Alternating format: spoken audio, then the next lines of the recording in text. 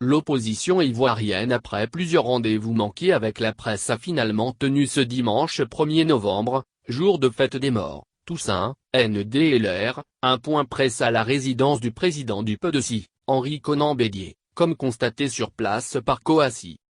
Sans surprise, Pascal Affi-N'Guessan, porte-parole des différentes plateformes de l'opposition et les différents leaders de l'opposition s'entendent sur le fait de ne pas reconnaître le scrutin présidentiel du 31 octobre 2020 qui s'est hier tenu sur toute l'étendue, ou presque, du territoire. Les partis et groupements politiques de l'opposition ivoirienne affirment eux avoir assisté à un simulacre d'élection en violation du code électoral portant composition de la commission électorale indépendante, c'est, avec la participation du chef de l'État Alassane Ouattara dont la candidature est anticonstitutionnelle. Celui qui est devenu, depuis peu, celui qui monte au créneau après les soudaines mises en retrait de Bédié et Guy Kahué qui interroge, a, au nom de l'opposition affirmé que l'élection présidentielle d'hier a été organisée par une scène non équilibrée.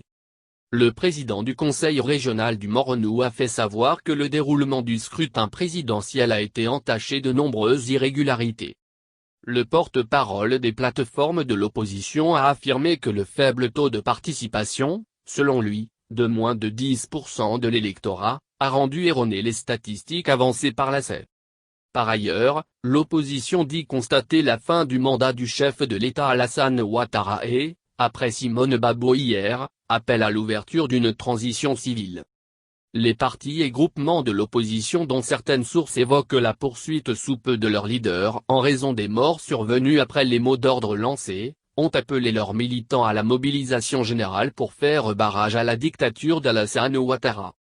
Par la voix de son secrétaire exécutif, le RHDP a hier imputé à l'opposition la mort de 12 personnes après que celle-ci ait maintenu, malgré les recommandations contraires de la communauté internationale, ses mots d'ordre de désobéissance civile pour empêcher que le vote se tienne.